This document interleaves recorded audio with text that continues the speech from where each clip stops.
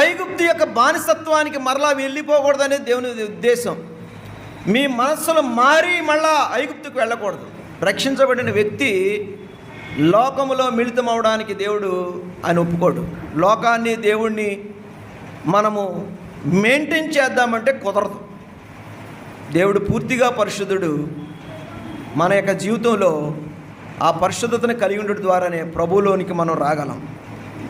కాబట్టి ఇక్కడ ఒక హెచ్చరిక ఇవ్వబడతా ఉంది. కుమారి ఆలకించు, ఆలోచన చేయి.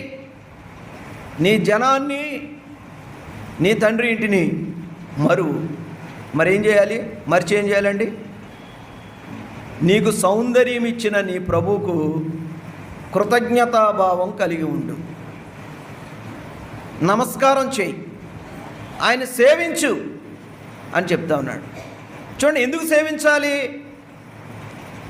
ఈ రాణినంట రాజు ఏం చేశాడంటే అంతఃపురానికి తెచ్చాడు.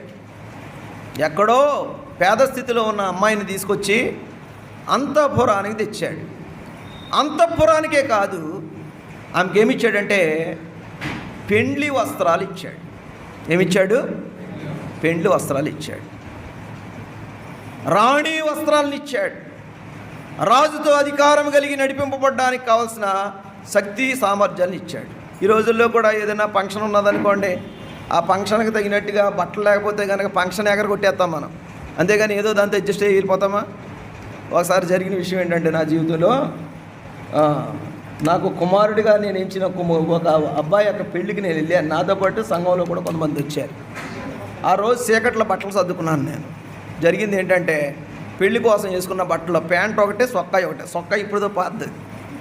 ఆ రెండు వేసుకుంటే రెండు మ్యాచ్ అవ్వలేదు. ఆవిడ మ్యాచ్ గారు చూసి అన్నాడు, అన్న అసలు బాగాలేదు, ఇది ఏంటిది, బాగాలేదు తీసేయండి అన్నాడు. ఇంకో బట్టలు వేసుకోండి అన్నాడు.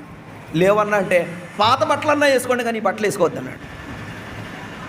ఏమన్నాడండి? పాత బట్టలన్నా మీకు గుర్తుందండి? జోబు పెళ్ళికి పాత బట్టలన్నా వేసుకోండి కానీ అవి బాగున్నాయి, కానీ ఇది మాత్రం. అంటే మనము ఎక్కడికి తీసుకువెళ్ళబడ్డామో ఆ స్థాయికి తగినట్టుగా మన వస్త్రాలు మనం కలిగి ఉండాలి. దేవుడు మనల్ని ఏ స్థితిలో నుండి తీసి మనకి ఆయన ఉన్నతమైన సంగతులు ఇచ్చాడో ఆ సంగతులు మనం కలిగి ఉండాలి. అర్థమవుతుందంటారా?